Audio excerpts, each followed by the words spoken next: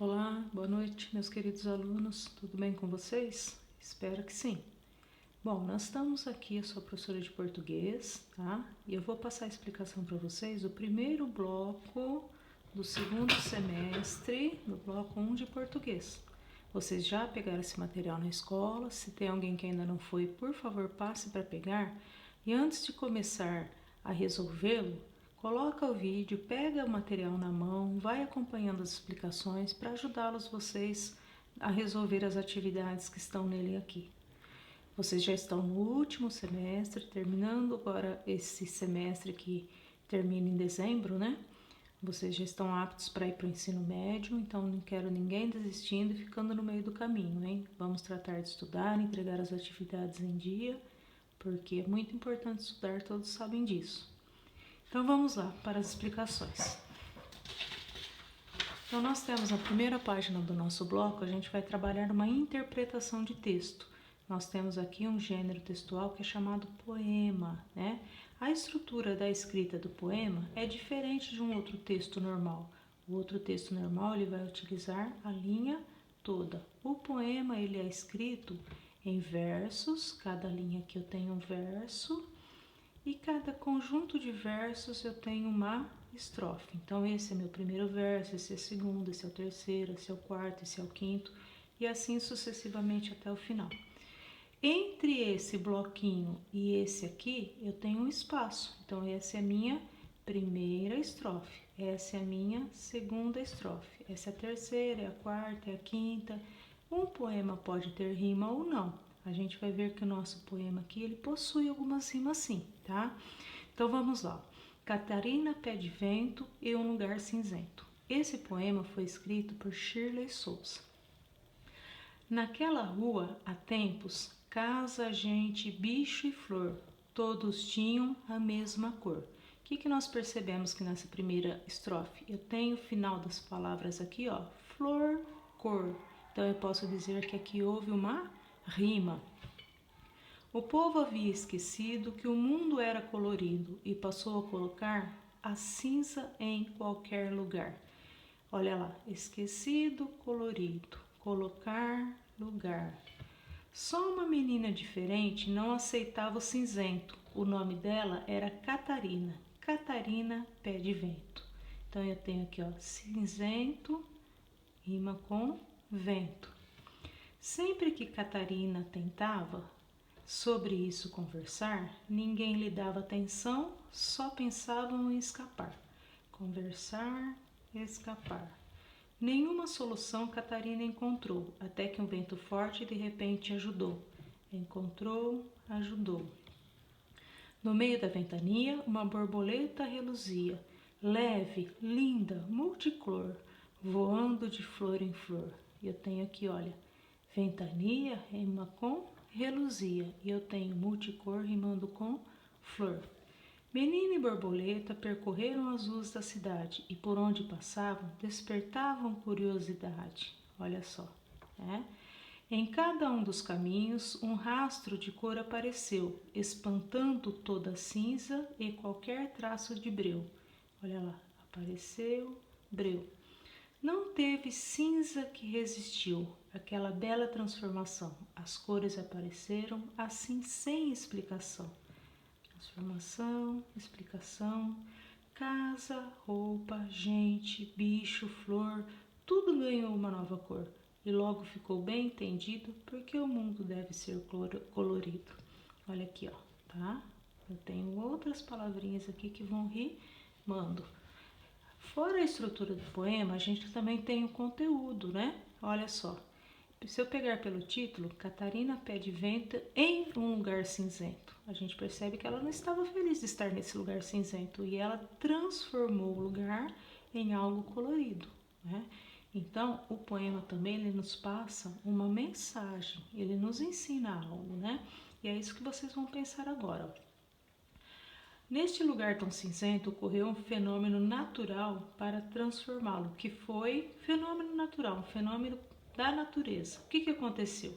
Uma incrível tempestade de granizo, uma forte chuva causando uma inundação, raios relâmpagos vindos de todo lado ou uma forte ventania? Vocês vão assinalar a que vocês acharem correto. Apenas uma que é a correta, tá? No poema aparece por diversas vezes o uso das reticências, que são os 3 pontinhos, para dar uma ideia do quê? De continuidade de situações, de pessoas e objetos, para a separação do poema, para a finalização do assunto ou esclarecimento de dúvidas. Para que foi usada essa reticências aqui? Olha, ocorre várias vezes no texto. Se a gente observar aqui, ó, tá? Qual das duas? Será que está dando uma continuidade das situações, mostrando que algo continua acontecendo? É uma separação do poema? Usou para separar? Eu tenho reticências aqui. Finalização do assunto ou está esclarecendo dúvida? Vocês vão assinalar o que vocês acharem que é a correta. A palavra breu, que está no poema, tá? Eu tenho aqui, ó, voltando no primeiro, segundo, terceiro, quarto, quinto, sexto, sétimo, na oitava estrofe, olha aqui, essa é a oitava estrofe. Em cada um dos caminhos, um rastro de cor apareceu, espantando toda a cinza e qualquer tipo de breu, tá? Eu tenho a palavra breu aqui, ó. A palavra breu está no poema, remete à ideia. Breu nos dá uma ideia de quê? Expansão de território, que aumentou o lugar, de escuridão ou coisa, um lugar muito escuro. Breu dá uma ideia de que é um lugar colorido ou uma mudança de lugar. Se a gente perceber bem, tá bem nítido, né? No verso, casa, gente, bicho, flor. Então eu tenho aqui, ó, que é o nossa última estrofe, olha só, tá?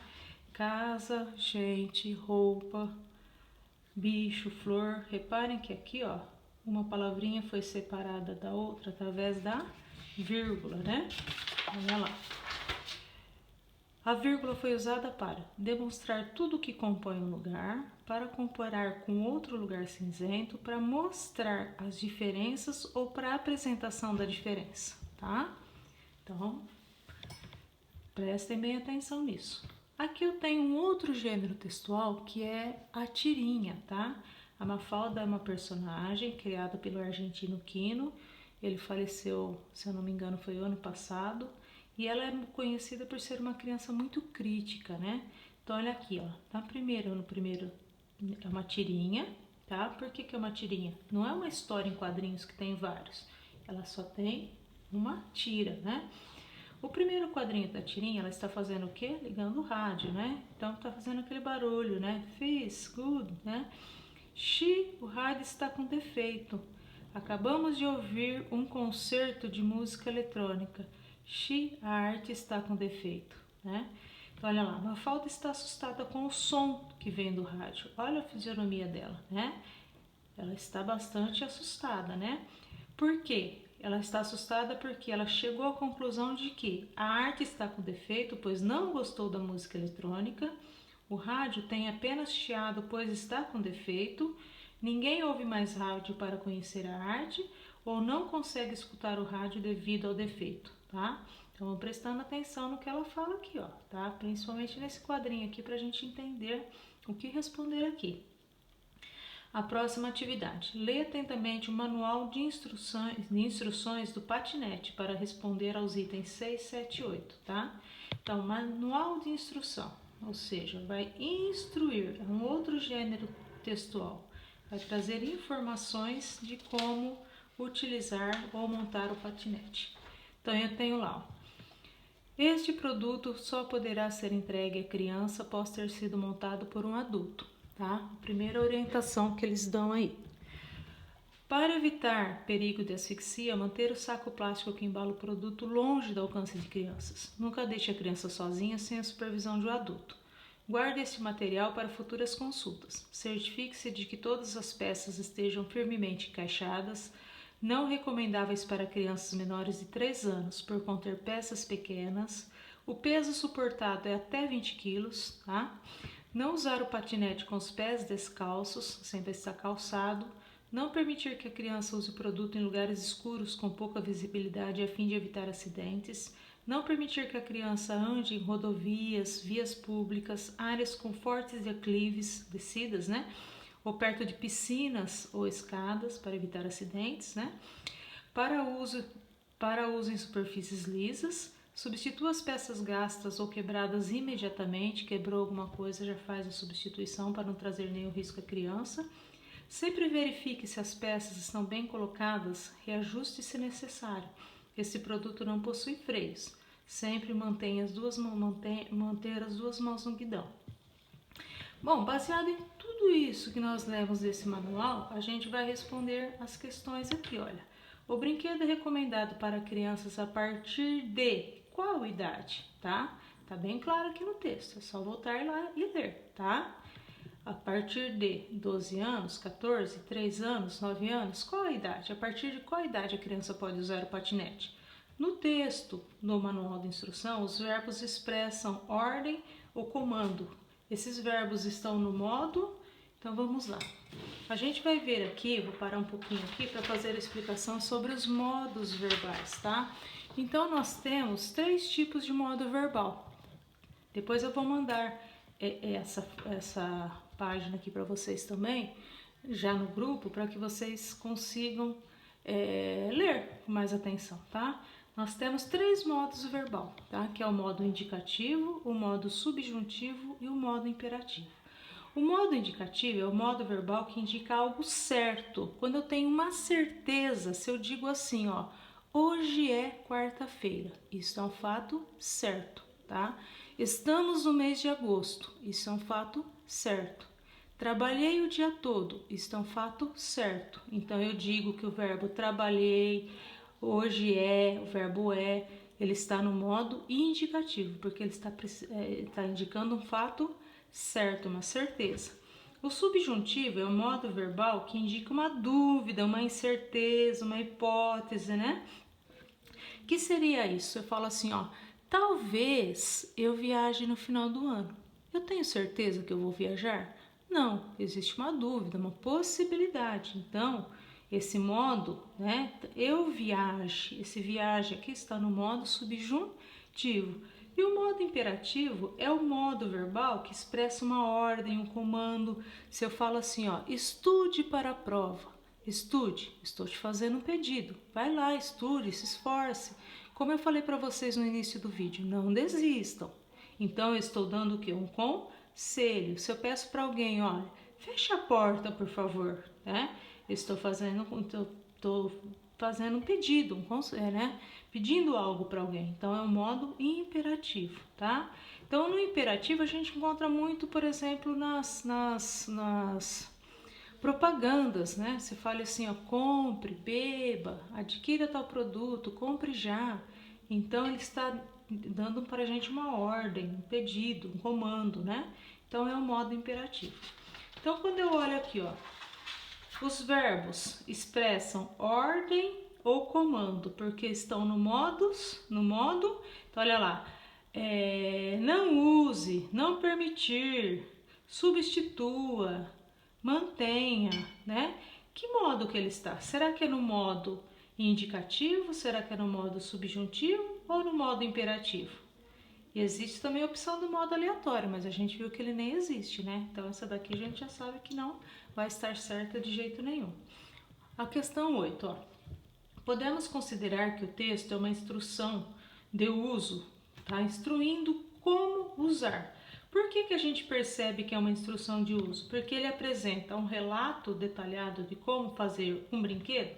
Ele está ensinando a gente a como fazer um brinquedo, um relato de como usá-lo, personagens do teatro montando um brinquedo. Tem personagens nesse texto que eles estão lá ensinando como é que a gente monta?